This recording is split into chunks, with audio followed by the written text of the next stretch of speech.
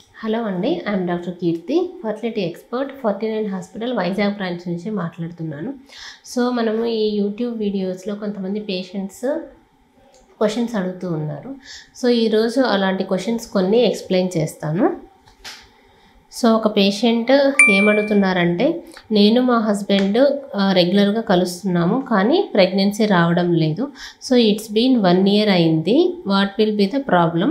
So what is the next step అని చెప్పి అడుగుతున్నారు. సో యూజువల్గా ఏంటంటే మనకి ఇన్ఫర్టిలిటీ అంటే వైఫ్ అండ్ హస్బెండ్ రెగ్యులర్గా ఒక 1 year మీట్ అవుతున్నప్పటికీ మనకి ప్రెగ్నెన్సీ రాకపోతే దాన్ని మనం ఇన్ఫర్టిలిటీగా డిఫైన్ చేస్తాం. సో మనం నెక్స్ట్ స్టెప్ ఏం చేయాలి అంటే, మీరు ఒకసారి ఫర్టిలిటీ ఎక్స్పర్ట్ని కన్సల్ట్ అయితే ఫస్ట్ ఫిమేల్కి తీసుకున్నట్లయితే కొన్ని బేసిక్ ఇన్వెస్టిగేషన్స్ ఉంటాయన్నమాట. అంటే మీకు అల్ట్రాసౌండ్ చేస్తారు. సో మెయిన్గా ఏంటంటే డేట్ వచ్చిన సెకండ్ డేనే మీరు వెళ్ళినట్లయితే సెకండ్ డే మనం ఏమేమి చూస్తామంటే మనకి ఎగ్ రిజర్వ్ ఎలా ఉంది. సో ఫర్ ఎగ్జాంపుల్ మీకు ఏజ్ ఒక 35 years అబోవ్ అట్లా ఉంటే మనకి ఒవేరియన్ రిజర్వ్ అనేది చాలా చాలా ఇంపార్టెంట్. ఇందులో ఎగ్ కౌంట్ ఎలా ఉంది ఇలాంటివంతా చూడడం జరుగుతుంది. సో రిమైనింగ్ ఏమైనా ప్రాబ్లమ్స్ ఉన్నాయా, కొంతమందికి సివియర్ పీసీఓడి ఇష్యూస్ కానీ ఇలాంటివన్నీ ఉంటాయి. సో అలాంటిది ఏదైనా ఉందా ఒకసారి ఎగ్ రిజర్వ్ గురించి మనం చూసుకోవాల్సి ఉంటుంది. దెన్ గర్భసంచి ఎలా ఉంది, గర్భసంచి పొర ఎలా ఉంది, ఇలాంటివి కూడా మనం ఒకసారి చెక్ చేసుకోవాల్సి ఉంటుంది. సో ఒక బేసిక్ అల్ట్రాసౌండ్ అనేది ట్రాన్స్వైజనల్ అల్ట్రాసోనోగ్రఫీ అనేది డాక్టర్ మీకు చేస్తారు. దెన్ కొన్ని హార్మోన్ టెస్టులు లైక్ థైరాయిడ్ అండ్ ప్రొలాక్టిన్, లేదు మీకు ఏమైనా షుగర్ ఇష్యూస్ కానీ ఇలాంటి బేసిక్ ఇన్వెస్టిగేషన్స్ కొన్ని చేయడం జరుగుతుంది. ఇంకా మెయిల్ విషయానికి వస్తే మెయిన్ ఓన్లీ వన్ థింగ్ ఏంటంటే ఫస్ట్ సెమెన్ అనాలిసిస్ అనేది వెరీ బేసిక్ ఇన్వెస్టిగేషన్.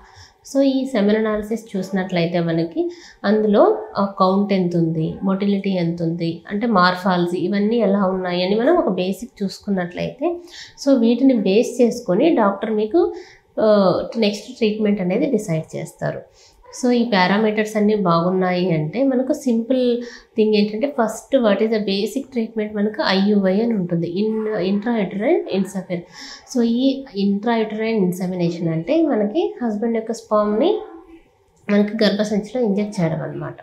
సో ఈ పారామీటర్స్ అన్నీ మినిమం బాగున్నాయి అంటే 7 పారామీటర్స్, అలాగే ఒవేరియన్ రిజర్వ్ బాగుంది అనుకున్నట్లయితే సో మనకు బేసిక్ ట్రీట్మెంట్ ఇంట్రాయూటరైన్ ఇన్సెమినేషన్. లేదు అంటే కొంతమందికి ఈవెన్ ఓవ్యులేషన్ ఇండక్షన్ అంటే మీకు కొంతమందికి ఎగ్ పెరగడానికి ట్యాబ్లెట్స్ ఇచ్చి మీరు నార్మల్గా కూడా కన్సీవ్ అవ్వడానికి ట్యాబ్లెట్స్ లాంటివి ఇస్తారు. సో ఇవన్నీ కాకపోతే దాని నెక్స్ట్ స్టెప్ ఏంటంటే IVF ట్రీట్మెంట్. సో ఈ విధంగా ఫస్ట్ మీరు బేసిక్ ఇన్వెస్టిగేషన్స్ ఫిమేల్కి అల్ట్రాసౌండ్, మేల్కి సెమెన్ అనాలిసిస్ ఇవి రెండు చేయించుకున్నట్లయితే మనకి what is the next step అనేది మనకి అర్థమవుతుంది.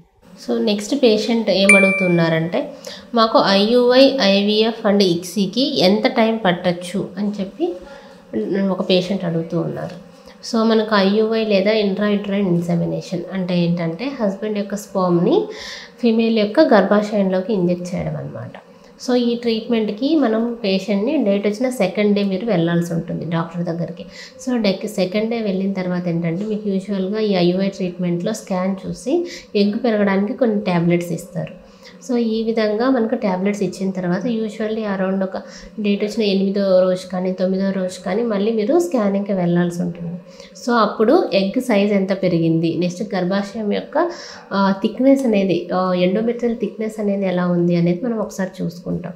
సో మనకు ఎగ్ గ్రోత్ అనేది కరెక్ట్గానే ఉంది అంటే దాని తర్వాత అవసరం ఉంటే ఇంకొక స్కాన్ చూసుకొని ఎప్పుడైతే మీకు ఎగ్ సైజ్ అనేది బాగా పెరిగిందో ఒక 20 mm వచ్చి ఎండోమెట్రియల్ లేయర్ కూడా అరౌండ్ మోర్ దాన్ 8 mm అలా ఉంటే అప్పుడు మీకు ఎగ్ రిలీజ్ అవ్వడానికి ఇంజెక్షన్ ఇస్తారు. ఇంజెక్షన్ ఇచ్చిన తర్వాత 36 hours మీకు ఈ IUI అనే ప్రొసీజర్ అనేది చేస్తారు. దెన్ మీ ప్రొసీజర్ చేసిన తర్వాత ఆఫ్టర్ 15 daysకి మీకు blood test beta HCG test చేసుకుంటే మనకి ప్రెగ్నెన్సీ రిజల్ట్ అనేది తెలుస్తుంది. సో ఈ IUIకి మనకి ఆల్మోస్ట్ ఒక 1 monthలో మనకు ట్రీట్మెంట్ అనేది యూజువల్గా కంప్లీట్ అవుతుంది అంటే విత్ రిజల్ట్. బట్ కొంతమందికి ఏంటంటే ఫర్ ఎగ్జాంపుల్ కొంతమంది PCOD పేషెంట్స్కి ఎగ్ అనేది కరెక్ట్గా పెరగదు.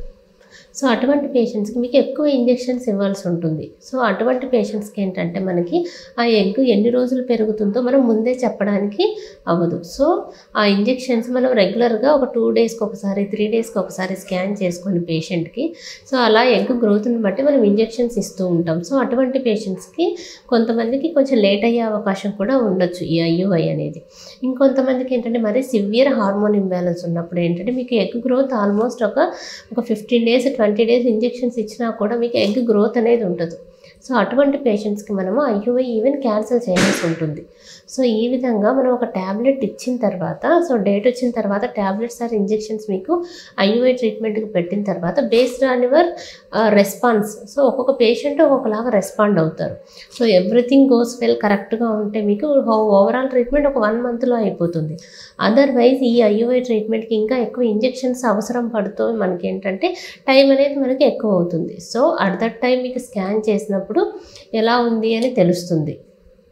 So then coming to IVF. So ఈ IVF ట్రీట్మెంట్లో కూడా మనము బేసిక్ ఏంటంటే ఫస్ట్ డేట్ వచ్చిన సెకండ్ డేనే రావాల్సి ఉంటుంది.